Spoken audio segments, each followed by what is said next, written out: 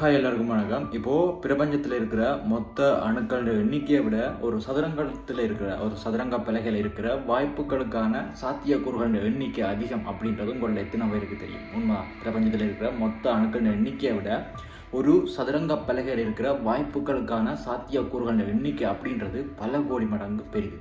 எந்த அளவுக்குன்னு கேட்டால், விஞ்ஞானிகள் இப்போது பிரபஞ்சத்தில் இருக்கிற மொத்த அணுக்களோட எண்ணிக்கை எவ்வளோன்னு சொல்லி கணக்கிட்டாங்க. அதில் இந்த பிரபஞ்சத்தில் இருக்கிற மொத்த அணுக்கள் எண்ணிக்கை 10⁸ அப்படின்னு சொல்லப்பட்டது.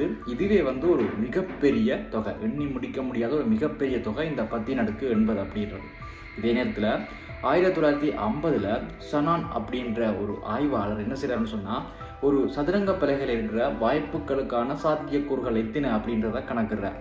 மிக சாதாரணமான வெறும் 40 நகர்வுகள், சாதாரணமாக சதுரங்க பலகையில் சாதாரணமாக ஏற்படுத்தக்கூடிய 40 நகர்வுகளில் இருக்கிற வாய்ப்புகளுக்கான சாத்தியக்கூறுகளோட எண்ணிக்கை எவ்வளோன்னு கேட்டால் 10⁻120 அப்படி சொன்னேன். இதை வச்சு பார்க்கக்குள்ள பிரபஞ்சத்தில் இருக்கிற அணுக்களோட எண்ணிக்கை 10⁸. இதே நேரத்தில் ஒரு சதுரங்க பலகையில் இருக்கிற வாய்ப்புகளுக்கான சாத்தியக்கூறுகளோட எண்ணிக்கை 10⁻120. அப்போது பிரபஞ்சத்தில் இருக்கிற அணுக்களோட எண்ணிக்கையை விட இது பல கோடி மடங்கு பெரிது அப்படின்னு சொல்லப்படுது.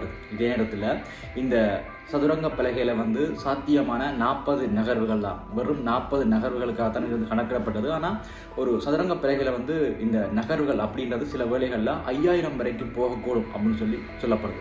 அப்போது 5000 வரைக்கும் போச்சுன்னு சொன்னால், இந்த பிரபஞ்சத்தில் இருக்கிற மொத்த அணுக்களையும் ஒவ்வொரு அணுவையும் தனித்தனி பிரபஞ்சமாக உருவாக்கினா கூட இங்கே சதுரங்க பலகையில் இருக்கிற அந்த சாத்தியமான நகர்வுகளோட எண்ணிக்கையை உங்களால் எண்ணி முடிக்க முடியாது.